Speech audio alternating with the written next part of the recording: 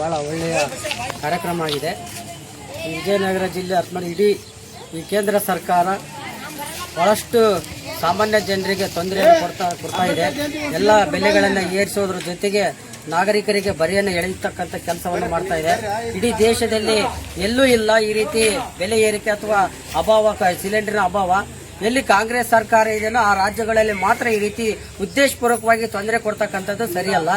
ಈ ಪ್ರತಿಯೊಬ್ಬ ದೇಶದ ನಾಗರಿಕನ ಸಹಿತ ನೆಮ್ಮದಿಯ ಬದುಕನ್ನು ಕಂಡುಕೊಳ್ಬೇಕಾಗಿರ್ತಕ್ಕಂಥದ್ದು ಪ್ರಧಾನಿಯವರ ಆದ್ಯ ಕರ್ತವ್ಯ ಆಗಬೇಕಾಗಿತ್ತು. ಆದರೆ ಪ್ರಧಾನಿಯವರು ಯಾಕೆ ಈ ರೀತಿ ದೇಶದ ನಾಗರಿಕರಿಗೆ ತಾರತಮ್ಯ ಭೇದ ಭಾವ ಮಾಡ್ತಾ ಇದ್ದಾರೆ ಅಂತಕ್ಕಂಥದ್ದು ಅದು ಸರಿಯಲ್ಲ, ಸಮಂಜಸ ಅಲ್ಲ. ಹಾಗಾಗಿ ಪ್ರಧಾನಮಂತ್ರಿಗಳು ದಯವಿಟ್ಟು ನಾಗರಿಕರ ಮೂಲಭೂತ ಸೌಲಭ್ಯಗಳನ್ನು ಯಾವುದೇ ಕಾರಣಕ್ಕೂ ಬೆಲೆಯನ್ನು ಏರಿಸದೆ ಪ್ರತಿಯೊಬ್ಬ ನಾಗರಿಕರಿಗೂ ದೊರಕುವಂತ ಸೌಲಭ್ಯಗಳು, ಮೂಲಭೂತ ಸೌಲಭ್ಯಗಳು ಕೈಗೆಟಕುವಂತ ನಿಟ್ಟಿನಲ್ಲಿ ಅವರು ಕ್ರಮಗಳನ್ನು ಕೈಗೊಳ್ಳಬೇಕಂತಕ್ಕಂಥದ್ದು ಈ ಬೇಡಿಕೆಯನ್ನು ಇಟ್ಕೊಂಡು ಈ ಶಕ್ತಿ ಅಭಿಯಾನ ಮಾಡ್ತಕ್ಕಂಥ ನಿಜವಾಗ್ಲೂ ಶ್ಲಾಘನೀಯ ಅಂದ್ರೂ ಸಹಿತ ತಪ್ಪಾಗ್ಲಿರಲ್ಲ.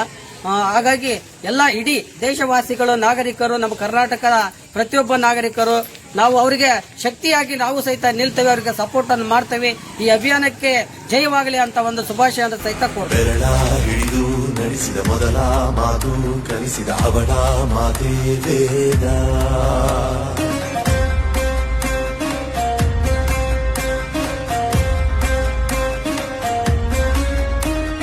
ಬೆಂಕಿ ಜೊತೆಗೆ ಪಳಗಿದ ಹಠವ ಹೊತ್ತು